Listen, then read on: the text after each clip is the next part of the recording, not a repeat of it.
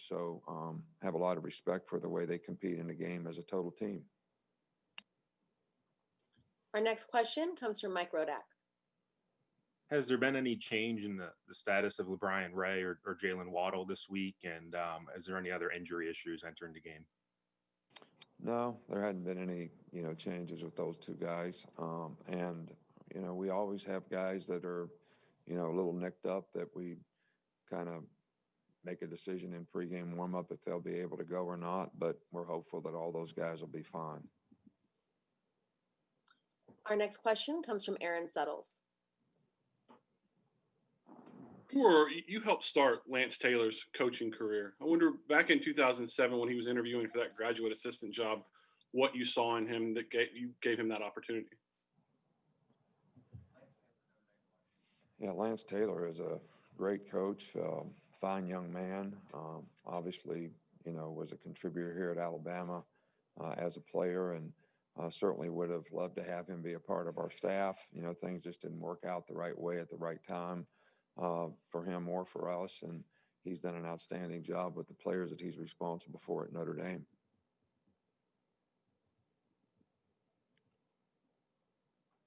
Our next question comes from Ron Wallace. Coach, another question. Ron Wallace with Ball Down South. With the players that you have injured, may not play in the game, have the other guys been able to use that as motivation going into this Rose Bowl game to help them bring home the victory to Alabama and get to that national championship game?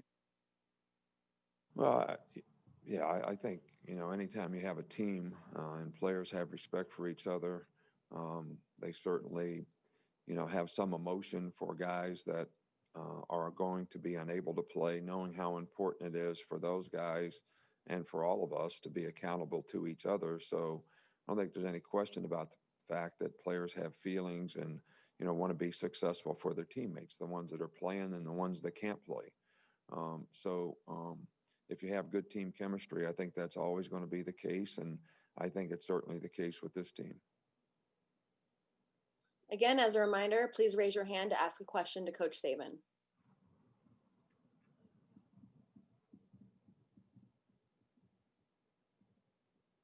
Do we have any addition? Oh, we have one more question. We have a question from AP Stedham. Hey, Coach, I just wanted to ask you, your kicking game has been very solid this year from Will Reichard. Have you made a decision on the punter for this game? Is that a game time decision, or is that something you're still considering? No, we like where we are. It's the consistency and direction where we kick the ball. Sometimes it's not as far as we'd like to be, but the hang time is good. We've been able to cover the kicks, so there's no changes going to be made in the punting. Once again, as a reminder, please raise your hand to ask a question for Coach Saban.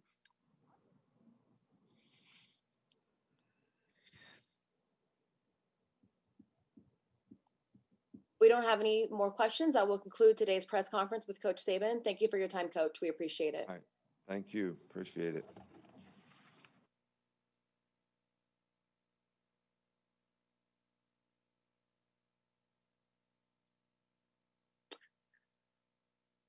We will resume today's press conference at 9:25 with head coach of Notre Dame football, Brian Kelly. Until then, today's transcript will be available on collegepressbox.com, and the video will be available via the CFP media portal. This line will remain live until Coach Kelly gets on the line at 9:25. Thank you.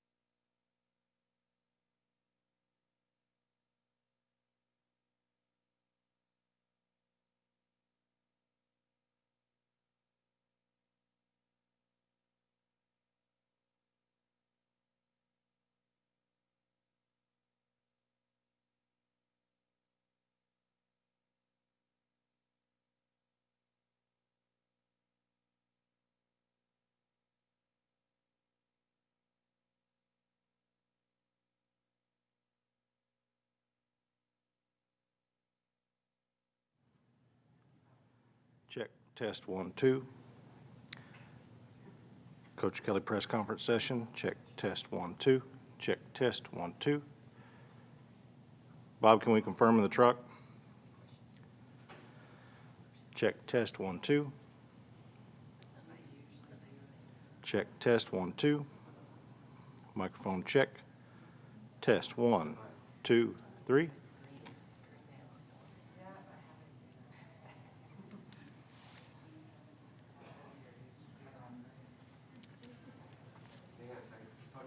He just texted me.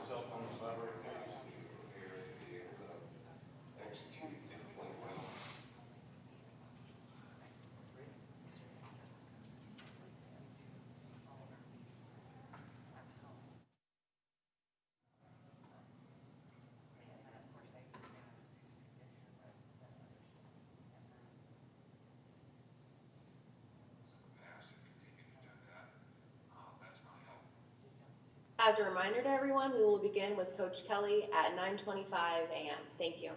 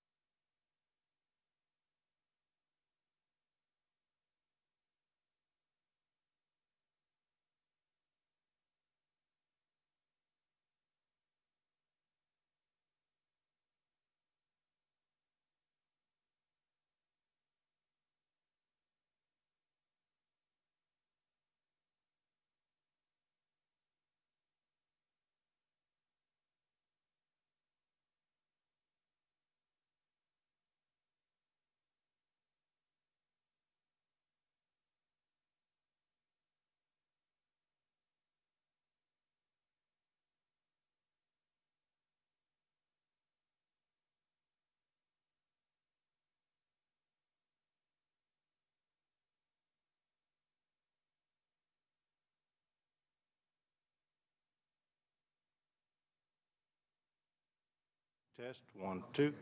Check.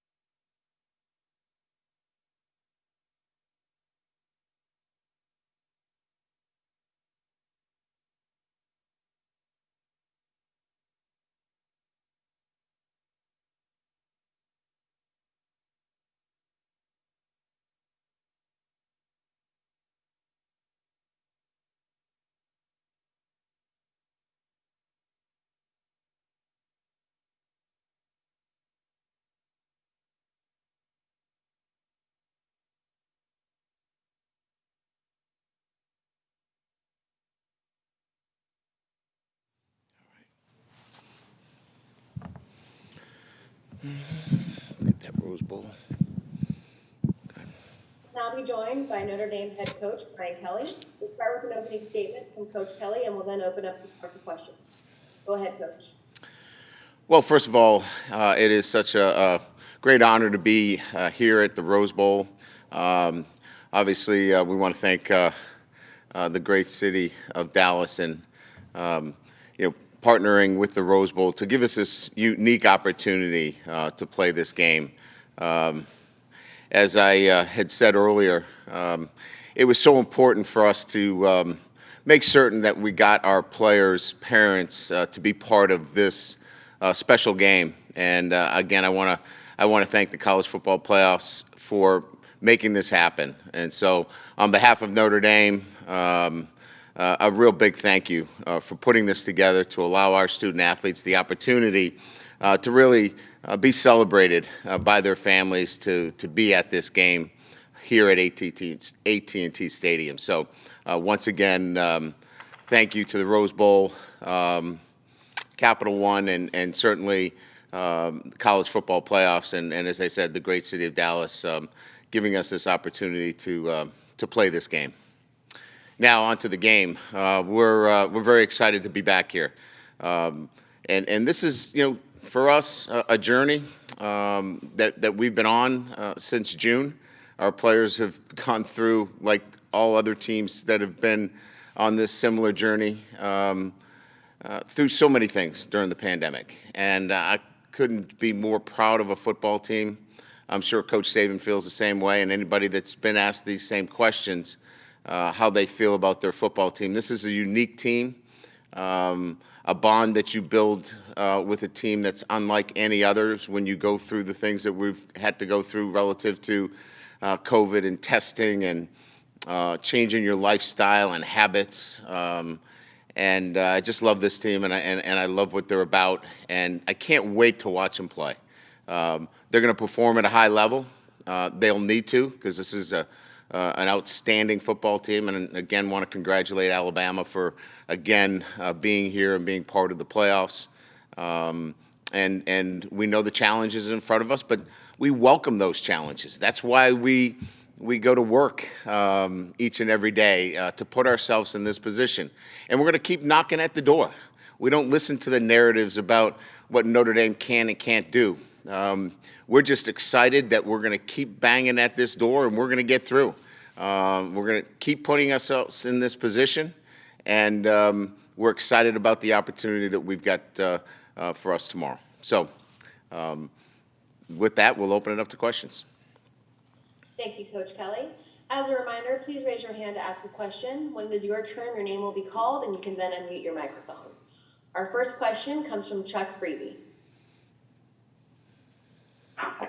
Brian, where would you say your team's mindset is going into this game? You've had two really huge games this year with Clemson.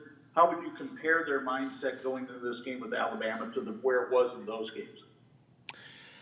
Well, I'd say it's much more similar to the first time we played Clemson, right? You know, the second time, look, Clemson beat us. They were the better football team that day. There's no doubt about it. But the mindset was different. And coming into this game, playing in the playoffs, your mindset shifts and changes to one where you know you have to play your very best. And if you don't, you go home. That wasn't the case the second time we played. And unfortunately, it crept into the way we played. No excuses. Clemson was the better team that day. But having said that, I can sense the way we've prepared. This team will play, our football team at Notre Dame will play with a similar mindset that they did, and they'll need to in the first game that we played against Clemson. Our next question comes from Eric Hansen. Hey, Coach, a couple things. First, you mentioned that you'd hope to come to a decision on center by Monday's practice. How did that turn out? The second thing is Kyron Williams really accelerated. Once he got to the top of the depth chart, he just kept going. Yeah. I wondered if you could describe the relationship between Kyron and Lance and Lance's role and kind of the way that Kyron's developed during the year. Yeah, I mean, I think both centers are prepared and ready to play. I think that'll be a game time decision. I think Coach Quinn and I and Coach Reese have talked at great length about both of them, and both are extremely capable of playing at the position. I think it's going to be a game time decision, and both could actually play for us. You know, I think the maturation of anybody has to do with relationships, right? And also knowing when their time has come. And both of those things are what we're talking about with Kyron. Kyron knew that it was his time, right? We had the graduation, you know, at that position, and it was his time. But he also he's built a great relationship, and Lance has done a great job of developing that with Kyron. So I think anytime you see a back or any position, not just running back, you know, show themselves in their first year, I think it's the individual who says it's my time and I'm going to go take this, because I think that has to happen first. They have to believe in themselves. And then I think Lance has done a great job in building a strong relationship with Kyron and, quite frankly, all the backs, not just Kyron, because we've seen Chris Tyree play as a true freshman. We've seen Sebo really blossom in his time with all the backs, and I think he does a great job preparing them. Our next question comes from Joey Blackwell. Hey, Coach. First off, thank you so much for doing this, and a Happy New Year to you and your family. Thank you. I had a quick question about, you know, you guys started off the season 10-0. How do you keep your team focused from week to week when you're winning from week to week? And on top of that, does a loss to Clemson kind of serve as a means to recalibrate that focus heading into the Rose Bowl? Yeah, we revert back to a process because, you know, obviously we're coming off, you know, a very successful season the year before, and then an undefeated season in 2018. So, you know, we won 12 consecutive games in 18, undefeated season, and then we come back in 20 and win 10. You have to have a process that allows the team, the organization, everybody associated with it to fall back on that, to check their work, so to speak, from week to week in terms of how are we following our process so we're prepared for anything that comes our way. And so I think we do a really good job of not thinking about outcomes as much as we think about what our process is and how we do that on a day-to-day basis. You know, how we eat, how we sleep, what decisions that we make on a day-to-day basis as it relates to going to class. And I think all those go to a process that we have in place that our guys have done a really, really good job of following through on. Our next question comes from Chris Daly. Brian, congrats on yet another great season here. So Notre Dame is not just a great football school, but it's great academically as well. You ranked highest amongst the top 10 teams in graduation percentage. So how difficult does this make recruiting when you're limited to only a certain amount of kids? There are challenges. You know, we'd like to have Notre Dame maybe be in a warmer weather climate area too, if we could arrange that too.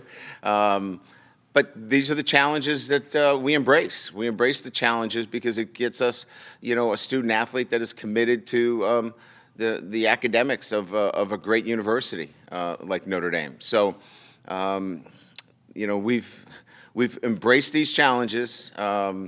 And we've taken them, and we've still won football games, and we've still done it with great graduation rates. And I think we've shown that you can do it. You can do it with great student athletes, with challenges geographically in recruiting, and still have an opportunity to win a national championship. So we're proud of that. Our next question comes from John Finneran. Morning, Brian. Morning, John. If you share some thoughts and things that you've seen that maybe we haven't seen about Ian Book and the way he goes about preparing for games, going through the season, his relationship with players and coaches and things like that. Little things that we don't know that speak of who he is. That's a tough question, John, because you guys know everything. So I don't know how, I'm kidding, obviously. But you opened yourself up to that. I would say the things about Ian in particular would be his personality, the way he comes into the building every day. You would think that he won the lottery. Upbeat, positive, interacting with everybody, from the person that's serving food to the person that is spraying and cleaning in the building, support staff. It doesn't matter who. He brings in such an energy on a day-to-day basis, and that's kind of what people don't see about him, and that's why he's so respected and loved by everybody, and why everybody pulls for him. And if there's a negative thing to say about him, it's kind of like, well, say it to me, because we've got Ian's back. And because he brings that on a day-to-day basis, regardless of what happened to him or how he feels, he brings that energy every single day. Our next question comes from AP Stedham.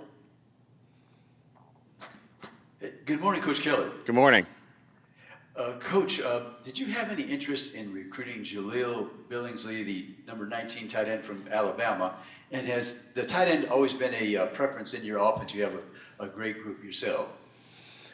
Yeah, he's a fine player. I can't recall where he fell on our board in particular. There are so many factors, but we knew about him and know how fine of a player he is.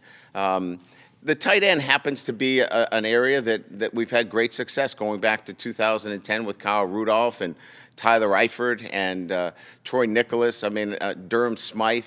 We continue to, turn out great tight ends each and every year. Cole Kmet's our latest. There's just so many, and I'm missing a couple, unfortunately, that have played for us as well. I can't think of everybody at this time, and that's a good thing. But because of that, in developing tight ends, we've got a lot of young men that want to come to Notre Dame to play the tight end position because we utilize them. And you could see that in our offense today, right? We're using 2 and 3 tight ends quite a bit. And so, people, tight ends are quite attracted from the high school ranks and seeing the utilization and how they can develop in our program at the tight end position. Thank you, Coach. Our next question comes from Pete Sampson.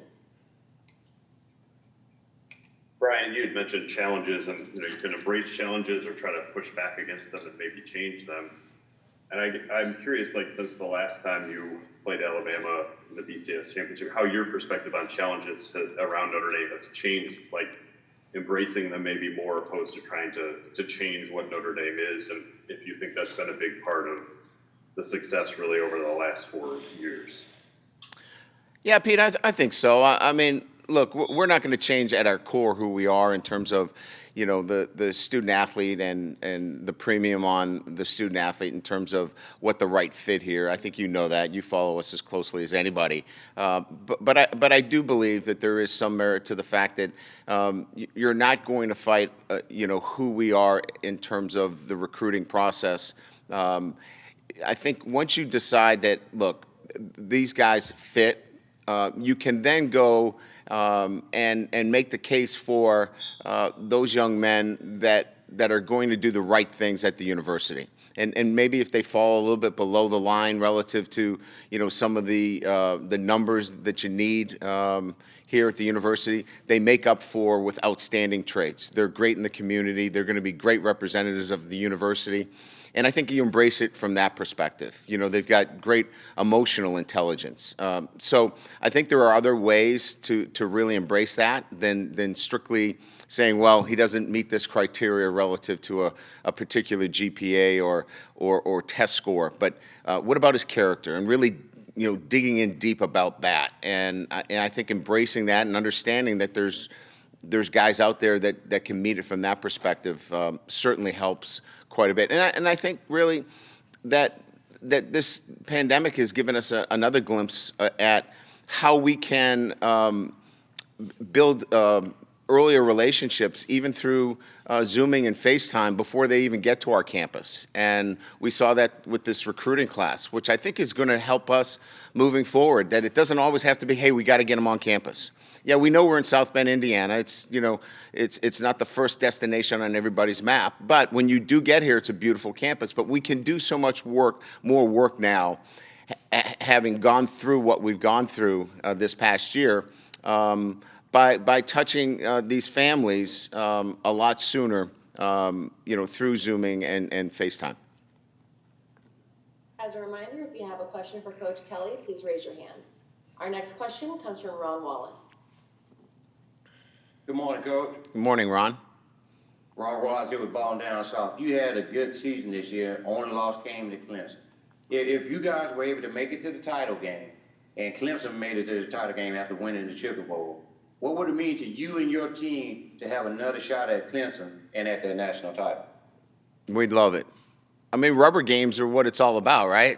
Each team wins one, you settle it with the rubber game, and that would be a great scenario. We've got a great Alabama team that we've got to handle first, and that's where our focus and energy is. And if Clemson's fortunate enough to beat Ohio State, we would love that. What's important now for us is how we perform against Alabama, but what's important next would be a matchup against Clemson or Ohio State. It doesn't really matter to us. We'll take either one of them. Our next question comes from George Bashura. Good morning, Coach, and Happy New Year. Thank you, George. It was a great segment into my question with the WIN acronym. That kind of worked for the team all season. How does the WIN acronym, what's important now, what's important next, work as the window tightens on the season? Well, in a lot of different ways. What's important now is certainly, our focus, not being distracted by, our guys going to the NFL. Are they coming back? When will I get a chance to see my family again? What's the schedule look like next week? When we win, are we off a couple of days? So you can understand that acronym in relative terms doesn't necessarily always evolve around football. It around anything that can distract any of us, right? And that being a schedule, for example. And our guys need to know sometimes, what's next, as well as what's the next 24 hours look like. So it applies in so many areas when we're dealing with young men that want to know, what's the next 14 days look like for me. Am I going home? Are we staying here for Christmas?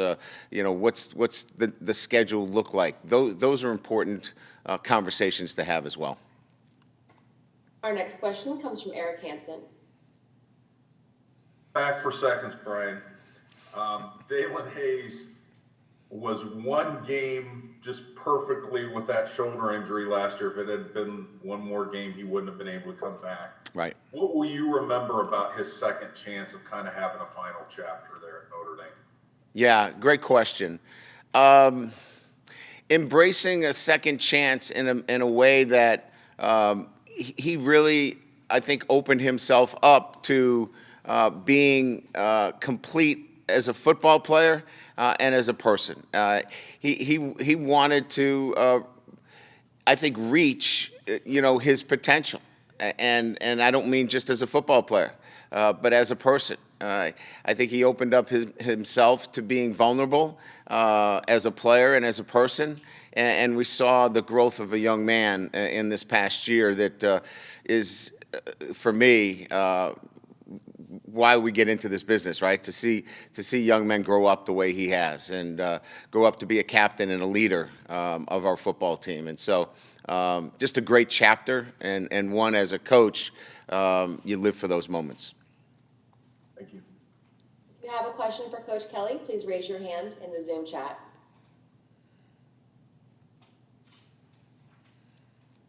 Our next question comes from Sean Fitzgerald. Coach, just wondering, what are the challenges that defending someone like Devonta Smith? What are the challenges defending a player like that?